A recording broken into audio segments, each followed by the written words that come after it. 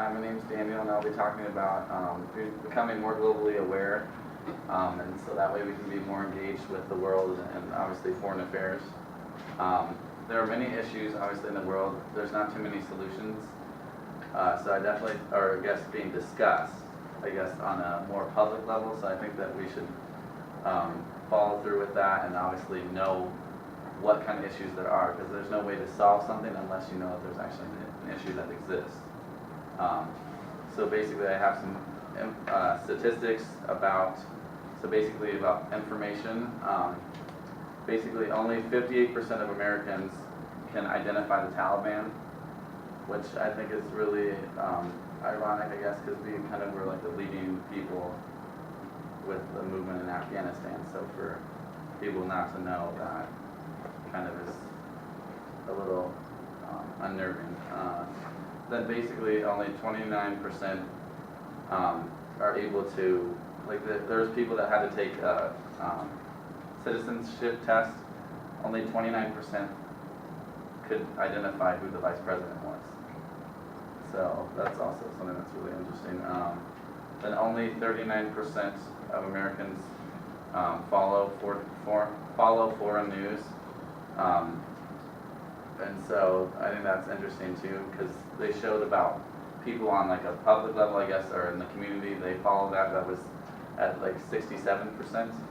So for that to be so low, that's less than half of people know what's going on in the world.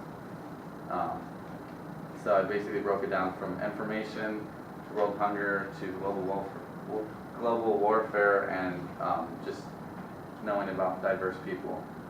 So then with world hunger, 870 million people in the world don't have enough to eat. And another thing that I was looking up on worldhunger.org was that almost the hungry people that do end up going to bed hungry is actually in the developing countries, which I thought was interesting. But also in Asia Pacific, they have the highest hunger, which I thought was interesting. I didn't know that actually. So in essence, this is kind of eye-opening for me too, to be more globally aware. And then, so the rate of progress has slowed for aiding hunger. It's definitely gone down since the 90s, but it's now starting to slow on getting aid for that. And then, so poor nutrition for children means basically there was a statistic that 160 days of illness a year, which I think that's just so sad to think of kids having to be. That's almost like half the year. There's enough food to feed everyone. There was World Agriculture basically supplies 17% more than it did in the past 30 years. So for that to be an issue, kind of, I guess, just shows that there's not the right allocation of food distribution. And then now when it comes to global warfare, I focused on North Korea. I guess that's an interesting thing because it's shown up more in the news. So this is from BBC, I guess. There's been talks between North Korea and South Korea, but there hasn't been any agreement right now. They couldn't come to a common ground when it came to opening up this place between obviously North Korea and South Korea, but it was an interconnected economic cooperation that never was established recently when they talked. And so another thing is recently in the news, actually just I think yesterday, Panama ended up seizing a ship that was from North Korea, and they found missile parts or nuclear missile parts. So actually it was just yesterday they confiscated those. And then in the past, North Korea has done 3 nuclear tests. The most recent one was actually in February. And then they also sent out a satellite into space. So that's a little unnerving, I guess. Kind of people I don't think know the severity of how heightened things are coming with North Korea. And then the last topic I chose to bring attention to is diverse people. So there are 7 million people in the world. There are estimated 7,000 different languages, which is, I think that's really cool just to show how diverse people can be.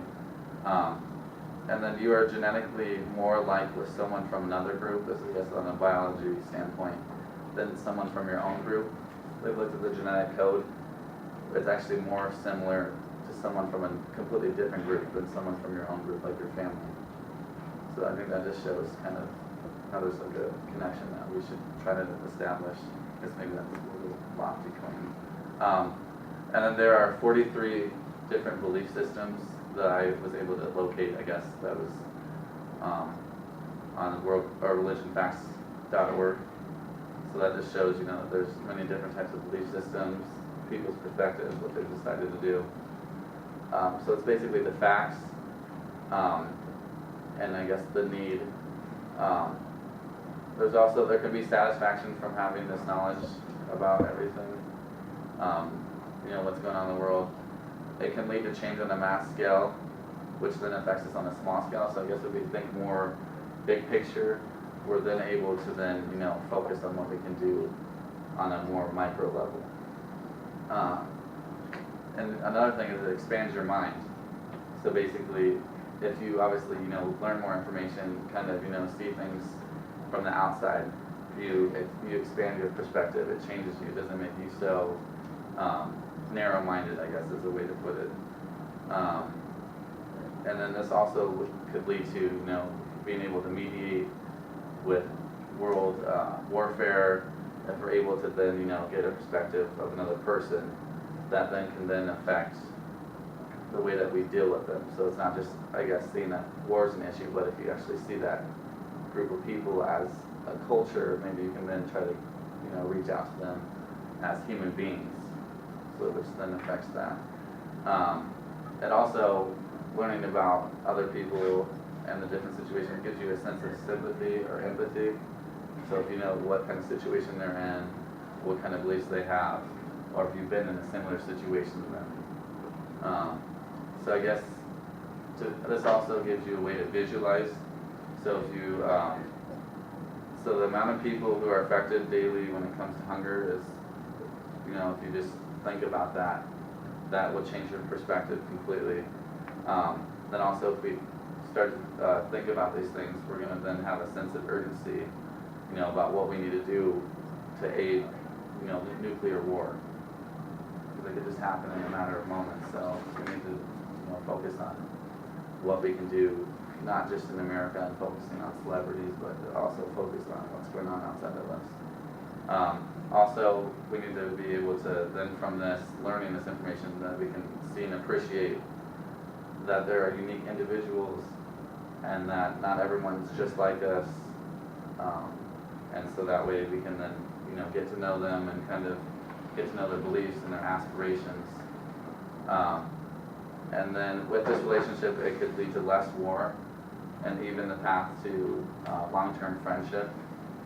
So maybe, you know, peace ultimately that we could have. So then I guess the action that we should take is, you know, just take a look on the outside. Next time when it comes to thinking and when it comes to formulating action, you know, donating money would be a good way also to take action for this when it comes to hunger, to like a nonprofit organization. I used to, because I was in Key Club in high school, there's also a place that's called Kids Against Hunger.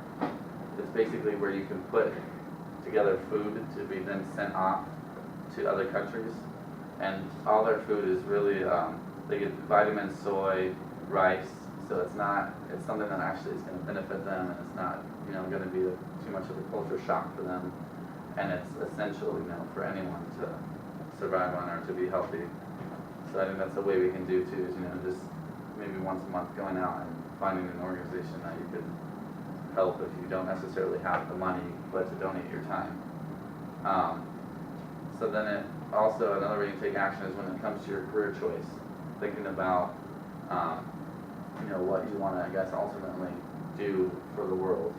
If you just, you know, think about just making money, then I guess that's going to be your focus. But if you think about how you're going to affect the world, and how that's going to play into for the future. Another thing is you can petition or appeal to the government, or, you know, on a state level, write a letter to someone in the state house or in the government. You just try to appeal to them and kind of, I guess, get your what you want to see, I guess, happen, or even on a local level, you can do that. And then also another thing I think people should do is meet someone new, someone that's not necessarily from your normal group.